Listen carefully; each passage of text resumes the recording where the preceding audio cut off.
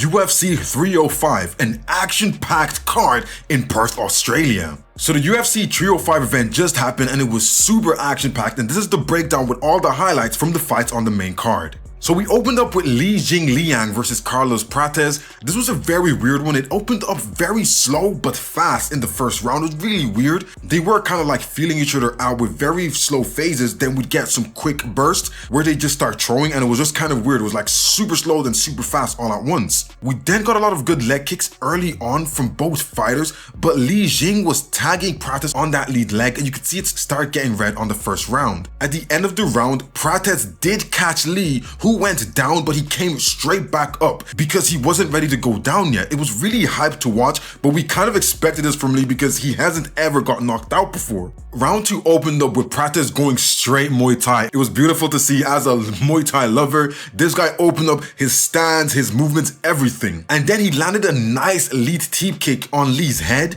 Prates was kind of working a counter-punching technique this round, waiting for the perfect openings to show himself, and when he got those, he took them and he was landing.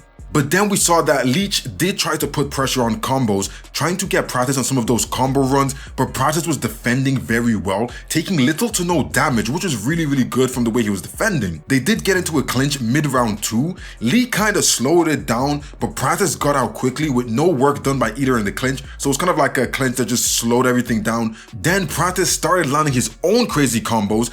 He just started going for some crazy shots, a Superman head kick. Lee kept coming forward, which I didn't think was smart because when you're taking that much damage, you don't want to keep coming forward, but he kept doing so. We saw with 1 minute 20 left in the second, Lee was dropped from a hard shot, but Prates literally let him stand up. Then Prates started hunting. We saw this man hunting. He knew what he was doing. It wasn't looking good. Prates knew how bad Lee was hurt, and then boom. Prates absolutely slept Lee. For the first time in his career, he was slept, and Prates just showed us levels, why he's actually so dangerous in this weight division.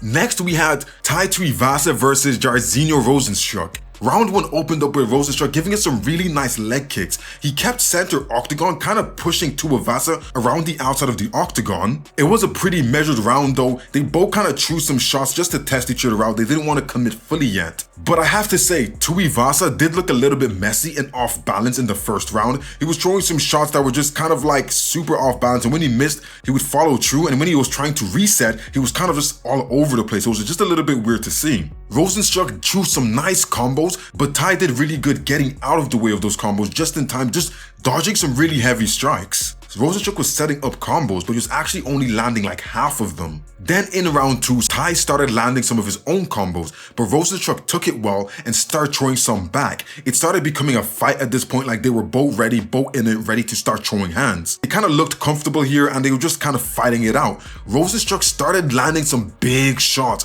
and a very nasty knee to Tai's face, but Tai ate it well and kept on his front foot. Tai then threw a leg kick that actually hurt his leg, so the kick was a little bit short and he ended up landing with his toes on Rozenstruik's knee instead of that shin bone, so it did hurt him and he did look injured. Rozenstruik saw this and used it to his advantage, hitting Tai with some very heavy shots, but for a guy who was injured and who could barely put any weight on his leg, Tai was really covering up well, and he kind of took time to recover a little bit before going back out there to throw his own shots. And at the end of the round, we did see Tai was actually limping to his corner, so that was going to definitely be affecting for the rest of the fight. In round 3, Rozenstruik started landing some well-placed shots, but Tai was hanging in there, still throwing some heavy shots back. He wasn't out of this fight at all. But you know his movement was slowed down because his foe was injured, so he's not going to be able to move as fast and kind of shift weight as well as he wants to. At the end of the fight, Rozenstruik took the win, and it was kind of expected. From what we saw, it was expected, and the injury early on did set Tai back a little bit because he wasn't able to fight as hard as he would have. Let's say he didn't have to think about that foot and putting pressure on that foot. He's a heavy guy. He kind of needs his feet to be in perfect condition to throw all that weight around. Hooker versus Gamrot. Okay, this fight was absolutely insane. Round 1, Dan Hooker opened up with that reach. He was using the reach, keeping Gamrot on his back foot. Gamrot looked very slow against Hooker, like Hooker was so fast and he was just floating around that octagon. But then Gamrot started clipping Hooker with some heavy shots. He was just being very explosive, so when he did throw shots, he was closing the distance very fast with some heavy shots and keeping Hooker on the back foot so he didn't have time to react too well. We saw Gamrot go for an early takedown on Hooker. Hooker tried to defend, but he still got taken down. But that's when you noticed that Gamrot had actually cut Hooker during that first flurry of punches. But then Hooker did do well, and after a while he got out of that takedown, but it was a very active opening few minutes of that fight. And then we saw that Gamrot actually hurt Hooker, who took a quick knee. Gamrot then shot the takedown and started laying into Hooker, who tried to hold Gamrot to stop the barrage. But at this point, Hooker was kind of bleeding and it was getting bad for him. And the thing is, Gamrot was just being so explosive. Every time he was throwing strikes, super explosive, and he was transitioning to those takedowns and changing levels so very beautifully. And I was thinking this was going to give Dan Hooker a lot of issues. Then we saw Hooker start throwing and he started hurting Gamrot. We saw Hooker hit Gamrot, and with 40 seconds left, Gamrot started wobbling. He started holding himself better, but he was on the back foot, but Gamrot went for the obvious takedown to slow Hooker down, and just like that, he stole himself a few seconds to end that round. Then in round 2, we saw Gamrot scored an early takedown on Hooker, but Hooker kind of like hugged up well, keeping Gamrot's area of work very small. Gamrot was just kind of hunting that grounded fight, and Hooker was just trying his best to escape it. But then Hooker used the cage to get himself up, and Gamrot went for another takedown, which Hooker actually stopped by going for a guillotine, but he let it go and kind of just used the guillotine as a way to stop Gamrot whenever he came in for that takedown. And despite all the injuries that Hooker had on his face, he had 2 really bad cuts. Hooker was enjoying this. Hooker was ready and wanted to fight standing. And I'm telling you now, it was an action-packed fight. Hooker said he loved this shit. Round 3, Gamrot opened up with another takedown attempt, but Hooker defended very well and got up pretty fast.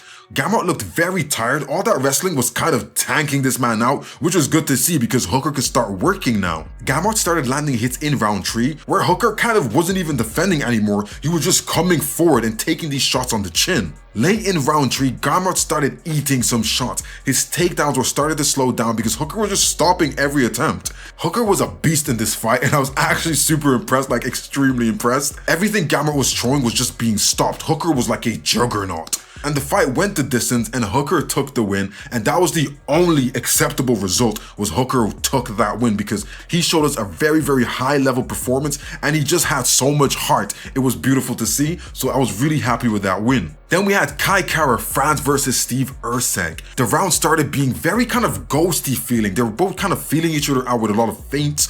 Kara-France shot some combos, but Erceg moved very well and slipped those shots. He seemed like very locked in, so he was moving very sharp, getting out of the way, and Kara-France was just missing those shots. But I have to say, not a lot of punches were landed for each of them. Things weren't all that too interesting, but then suddenly, at the end of round 1, with 1 minute left, Kara-France knocked down Erceg. It was like out of nowhere, an overhand sat down Erceg. Erceg was staying down. He was just in recovery mode and his body was working off impulse, and he actually wasn't there anymore. And now for the main event, the event you've all been waiting for. Israel Adesanya versus Dricus DuPlessis. Round 1.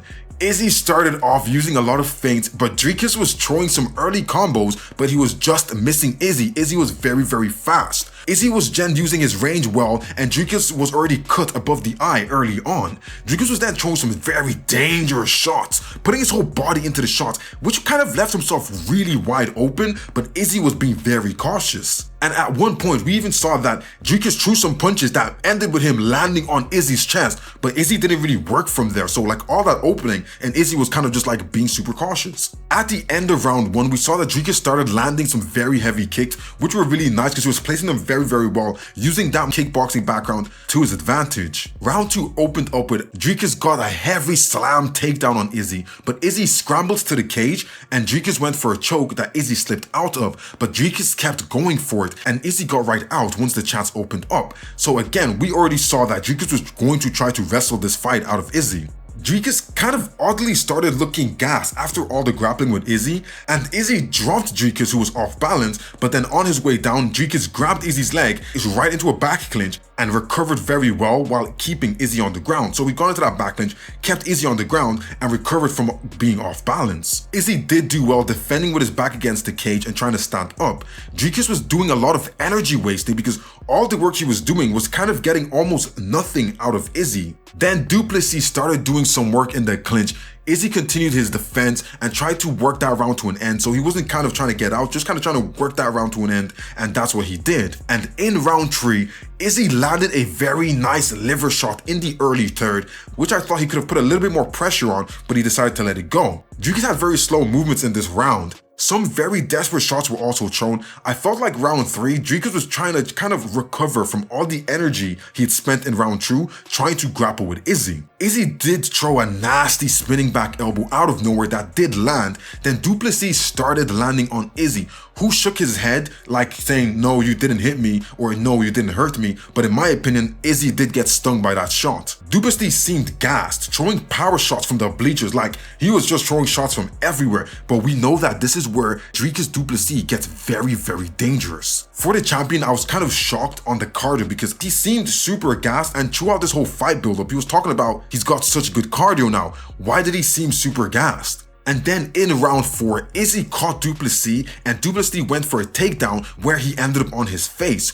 DuPlessis stayed on one knee, and he was actually forced to stand up by Mike Goddard, the referee. And at this point, I was just like, Dricus is tired, and he was just losing a lot of energy. Izzy wasn't really letting his right go, and I saw that there was a lot of chances where Izzy could have let his right hand go and maybe caught Dricus, but he just wasn't letting it go and he was just being very cautious. Izzy started using some body work to try and tire out DDP more. Then DDP hurt Izzy with a shot in the last 2 minutes, and he went straight for a takedown. He saw the opening and went for a takedown. Unlike Izzy, every opening DDP made, he took it. He was capitalizing on every moment that he made, which was so smart and so beautiful to see. And just like that, he took Izzy down and he got himself a choke. 2 seconds. It wasn't even a long choke, cracking the side of Izzy's jaw. I was super shocked because I was like, Izzy didn't even try to fight it, or was he already checked out mentally? From the way we saw Dricus fighting, we knew he was looking for a wrestling match and not a stand-up strike fest. I think Izzy is very susceptible to that temple shot because every time we see Izzy get hit in that temple, he does that little stumble,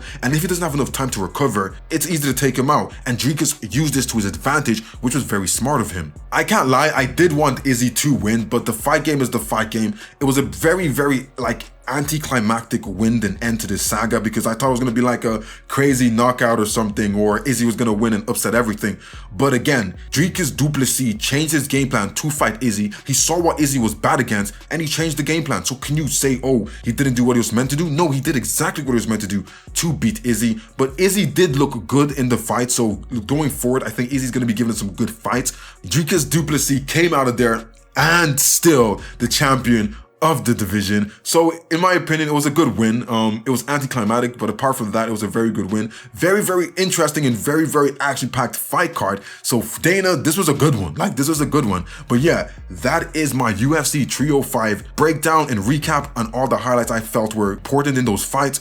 If you like these videos, I do make sure to like, subscribe. Let me know your opinions down below. Did you think Izzy let it go too quickly and didn't fight? Let me know in the comments below, and I'll see you guys on the next one.